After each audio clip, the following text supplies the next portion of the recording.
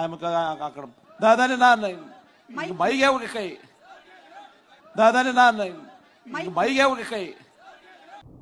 అసలు నువ్వేం మాట్లాడేవు, ఏమని మాట్లాడేవు, ఏ భాషలో మాట్లాడేవు ఒక్క మొక్క అర్థమైతే చెప్పించి కొట్టు. మందేసి మాట్లాడుతున్నావు కదా అన్నా, సిద్ధం మేమంతా సిద్ధం అని చెప్పి సపరేట్టుకొని నీ లోకల్ మంది ఏదైతే ఉందో, నువ్వు తయారు చేసిన మంది ఏదైతే ఉందో అది తాగి మాట్లాడేస్తున్నావు కదా.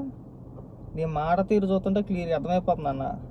నాలుక భయంకరంగా అడ్డపడిపోతుంది, మామూలుగా కాదు, మామూలుగా మడతపడిపోవట్లే నాలుక.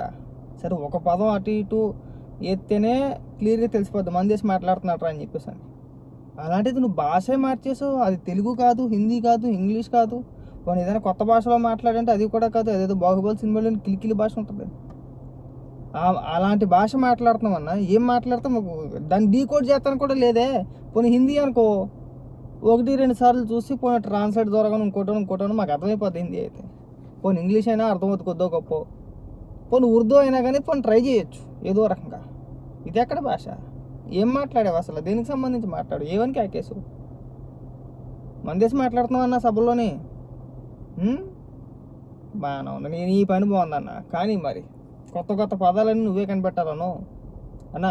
తగ్గి అన్న, పిచ్చ మందు తాగు మాకు, లేదంటే మందులైనా కరెక్ట్గా వేసుకో, టయానికి వేసుకో. నాకు తెలిసి 2 కారణాలు. ఒకటి, నువ్వు మందేసైనా మాట్లాడాలి, లేదంటే మందులు వేసుకోకుండా అయినా మాట్లాడాలి కదా.